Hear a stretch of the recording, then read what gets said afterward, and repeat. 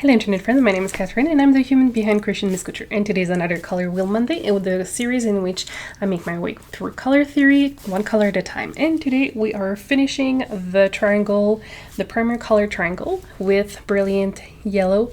We are going to be adding some ultraviolet, so that way we will have a comparison point when it comes time to add brilliant yellow to our ultraviolet, when we are going to be working the secondary color triangle. So without further ado, let's get into this. Welcome back to another Color Wheel Monday, the series in which I make my way through color theory, one color at a time. So what we've been working on so far. So today is going to be the day we complete the primary color triangle.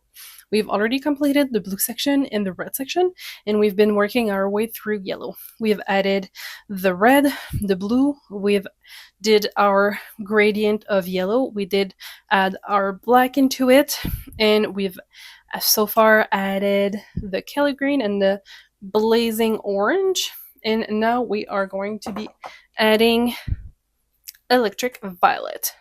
Why are we adding our secondary colors in here? It's because we want to compare the secondary colors when we're there. So after completing the primary color triangle, we're going to be working our way through the secondary color triangle, just for fun and to have a point of comparison to when we were working with the primary colors. So what we're going to do is we're going to do a stock solution.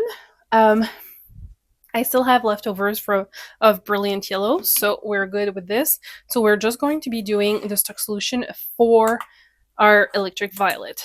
And when you're working with a dry powder, please make sure that you are wearing proper PPE. In this case, we're going to be wearing this ventilator. It doesn't have to be the same one as mine. Just make sure that it's something that it will filter fine powder, because you only have one pair of lungs. Okay, so we're going to need 1 gram of electric violet because we are making 1% stock solution.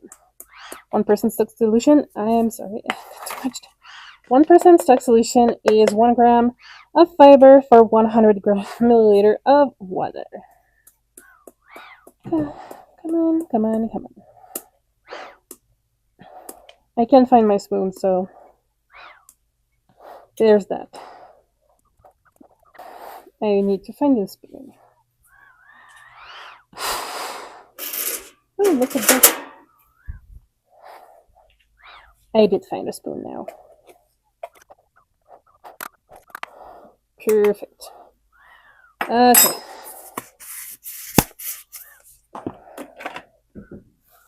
So now we're going to be adding a little bit of water. Oops.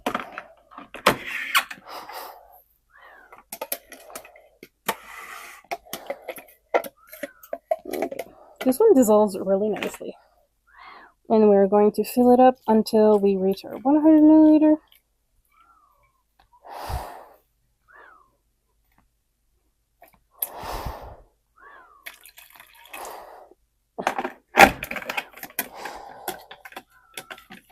Okay, so that's good. So that means that now I can move my respirator. It might seem annoying, but you really do only have one pair of lungs, so better safe than sorry.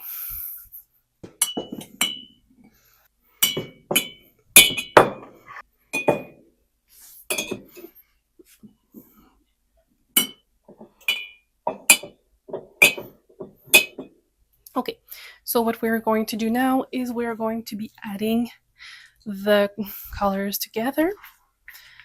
So since we want the brilliant yellow to be our main character, we're going to be adding 10 milliliters of the stock solution in there, because we have 10 gram mini skeins of fingering stroll from the pick, which is a 75% superwash merino and 20% nylon.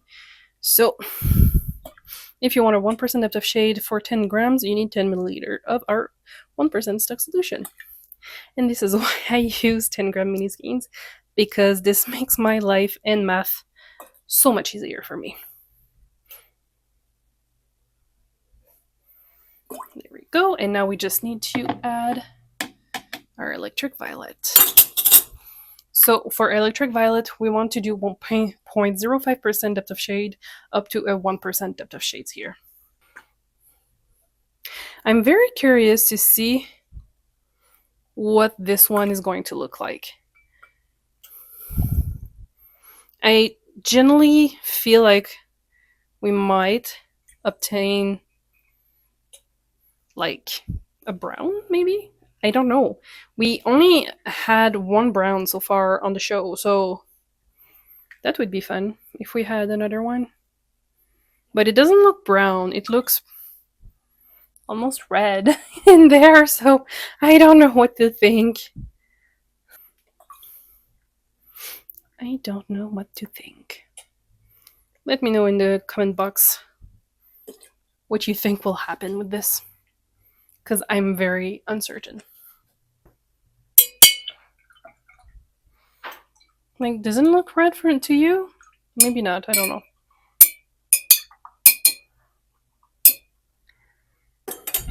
Maybe we'll get that Kalamata olive color, which could be fun.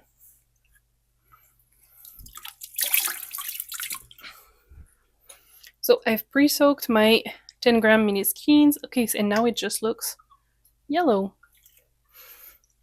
Maybe electric violet is one of those colors that actually does need the citric acid and the heat to properly show off. We'll see. We will see.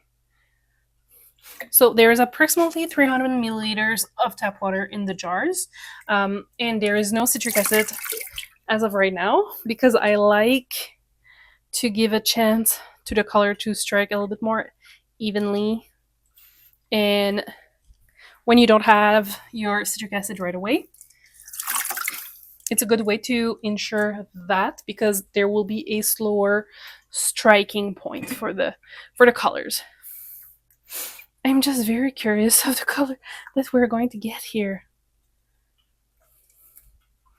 It's going to be interesting.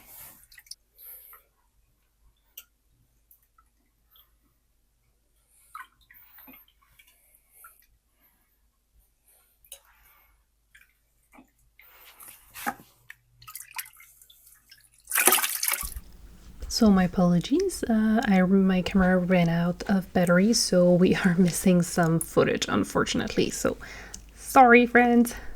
And I'm so sorry, the sound will be not the best because unfortunately I have to have my camera plugged in, and it's the same port that we use for the mic, so my bad.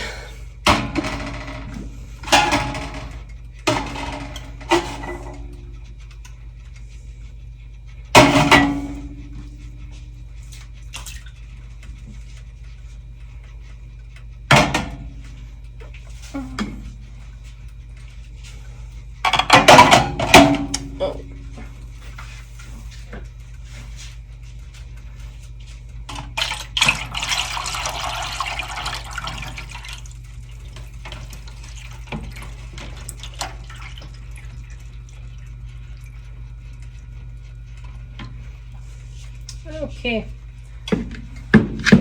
Okay, so now we're going to be waiting for 15 minutes before adding the citric acid, and once we have waited that, we're going to be adding it, checking the temperature. So it needs to be between 85 to 95 Celsius before we can calculate 30 minutes for it to cook, and after that we'll see where we are at. Okay, so it's been 15 minutes. We're going to be adding the citric acid now. Rule of thumb is that you need 1 tablespoon of citric acid for about 444 grams, so 1 pound of fiber or yarn. So since we have only 10 grams mini skeins, we are using like barely a quarter of a teaspoon.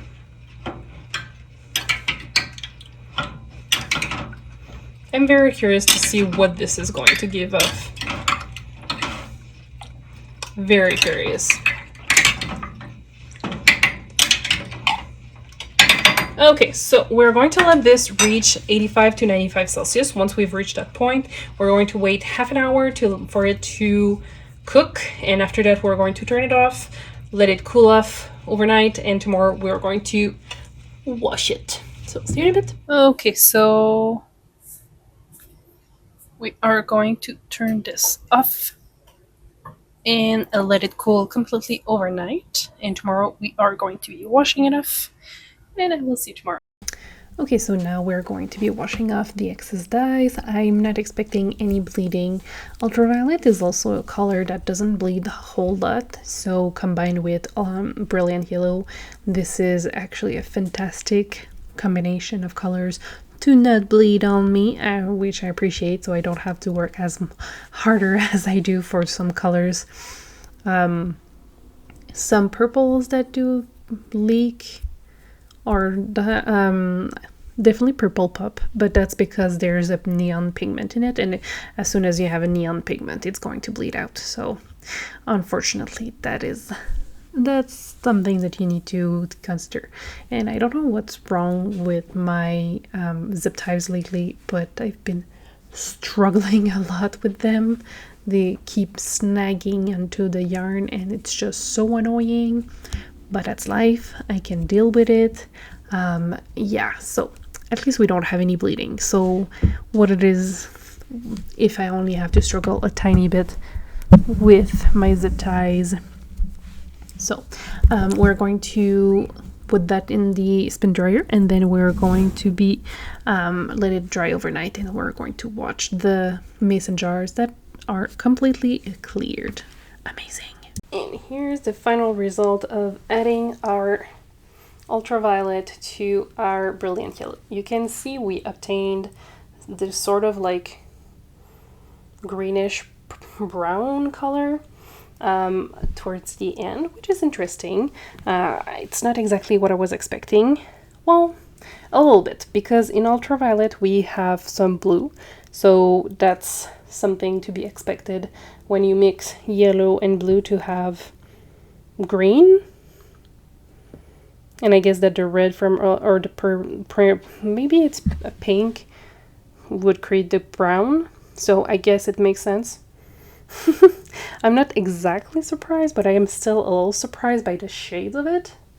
But we still have a very lovely fade, which is something I really truly appreciate with brilliant yellow. We obtained very beautiful fades.